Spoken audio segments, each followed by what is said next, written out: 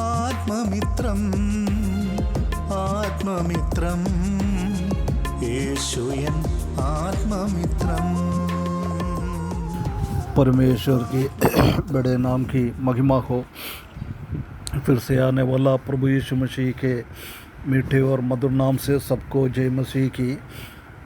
फिर से एक बार और सुबह के टाइम परमेश्वर का वचन के साथ थोड़ी टाइम ये प्रभात मनन में आकर मनन करने के लिए परमेश्वर ने एक अवसर दिया है, इसलिए परमेश्वर को धन्यवाद देता हूँ। आजकल हम निर्गमन की किताब 16वें अध्याय से कुछ बातें मनन करके आ रहा था। उसका 30 पद तक हमने पिछले दिनों में देखा है।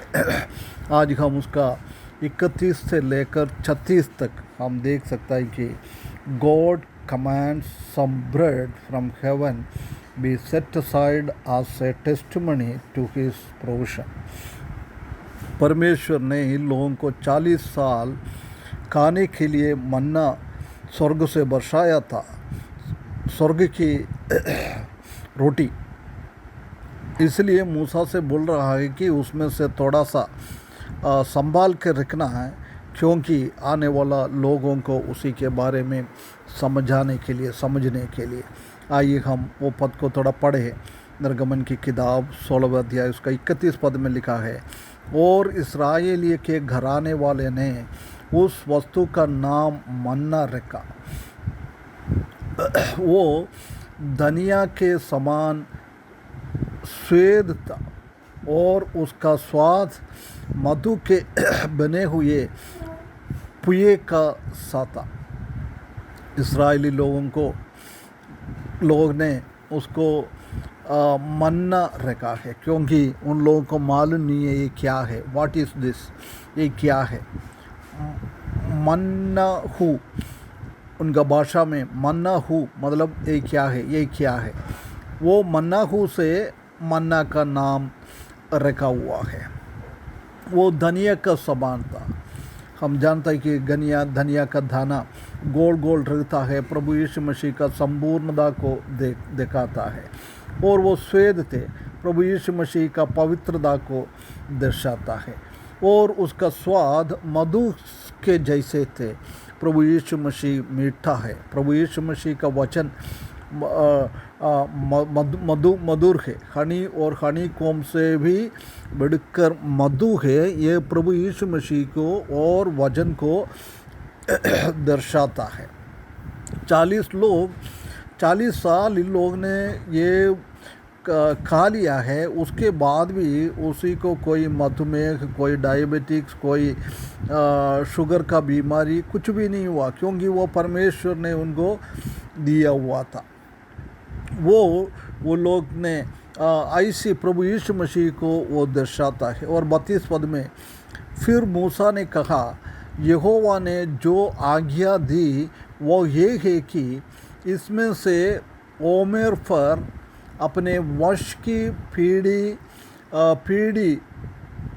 के लिए रख छोड़ो, जिससे वे जाने कि यहोवा हमको मिस्र देश से निकाल कर जंगल में कैसी रोटी खिलाता था। आने वाला पीढ़ियों को समझाने के लिए उसमें से एक अंश निकाल कर वो तंबू में रखना वाला था, मिलाव वाला तंबू में रखने के लिए परमेश्वर ने आज्ञा दिया है, क्योंकि आने वाला लोग उसी को समझ पाए। परमेश्वर ने कैसे जंगल में इनको खाने के लिए प्रोविज़न दिया था।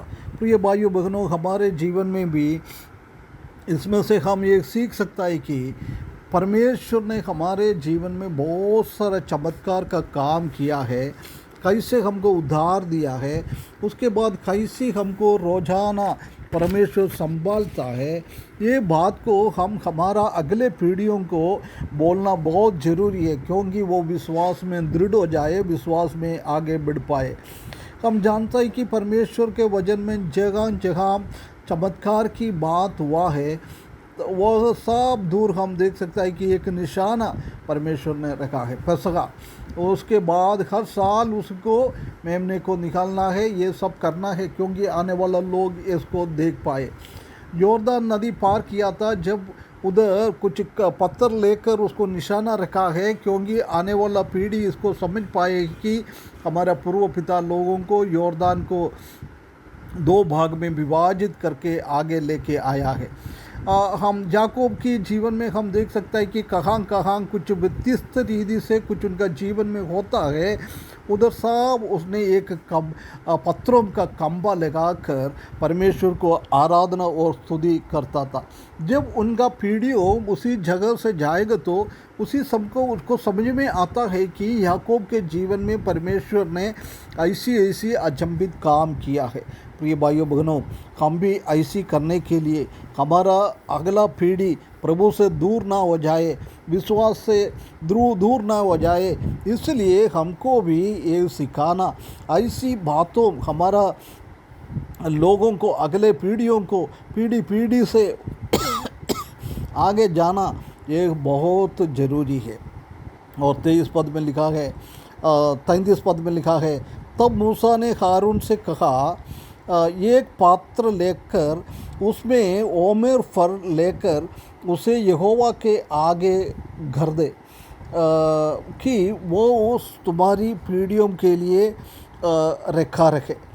मूसा ने आरोन को भी ये कहता है, परमेश्वर ने ऐसी करने के लिए बोला है, इसलिए उसमें से कुछ निकाल कर आने वाला पीढ़ियों को दिखाने के लिए, आने वाले पीढ़ी परमेश्वर का हाथों को देखने के लिए, परमेश्वर का प्रोविजन को देखने के लिए एक निशाने के रूप में रखने के लिए बोला है। और 34 पद में, जैसी आज्ञा यहोवा ने मूसा को दी थी उसी के अनुसार हारून ने उसका साक्षी के संदूक के आगे धर दिया कि वो वही रख जाए, है ना। एक गवाह बनकर, एक साक्षी बनकर ये रखा हुआ है। हम जानते हैं कि हम इब्रानियों की किताब उसका 9 अध्याय 4 पद में भी इब्रानियों लिखने वाला व्यक्ति भी ये बात को बताता है, एक साक्षी के रूप में, एक गवाह के रूप में रखा हुआ है, परमेश्वर का हाथ समझने के लिए, परमेश्वर कैसे उसको संभाला है उसी बात को देखने के लिए। उसके बाद 35 पद में हम देख सकते हैं कि इस्राएली जब तक बसे हुए देश में ना पहुँचे तक अर्थात 40 वर्ष तक मन्ना को खाते रहे।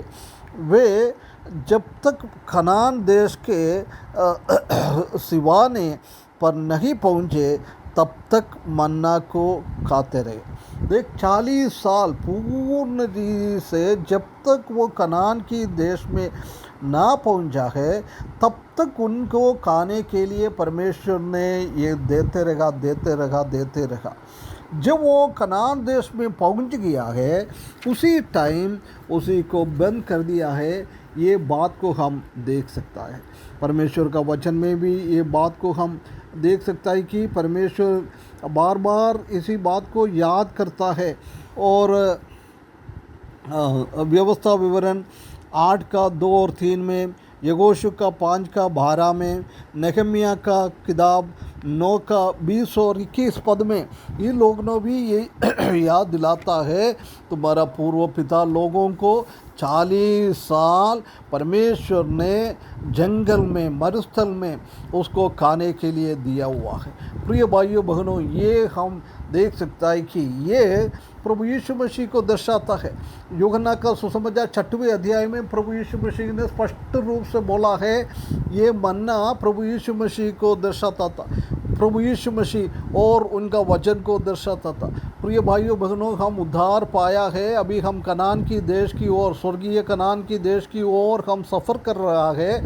उसी के बीच में हमको ये परमेश्वर का वचन और प्रभु यीशु मसीह को हमेशा हमारे साथ होना, उसी में से खाना, उसी में से पढ़ना, उसी में से ध्यान करना, प्रभु यीशु मसीह को खाना, ये सब हमारे जीवन में बहुत बहुत ज़रूरी है। जब हम आत्मिकता में आगे बढ़कर आराम से हम स्वर्गीय कनान देश की ओर पहुंच सकता है, जब तक ये हमारा जीवन में ज़रूरी है। प्रिय भाइयों बहनों, इसलिए हम भी हमारा बच्चों लोगों को परमेश्वर ने हमको सही से संभाला है, उसी को बोलते जाए और हम ही मरुस्थल में, इस जंगल में, हम इस दुनिया में जीवन बिताने के टाइम परमेश्वर का वचन और प्रभु यीशु मसीह के साथ आगे बढ़ने के लिए प्रभु हमको इस वचन के द्वारा सहायता करे, उसके बड़े नाम की महिमा हो।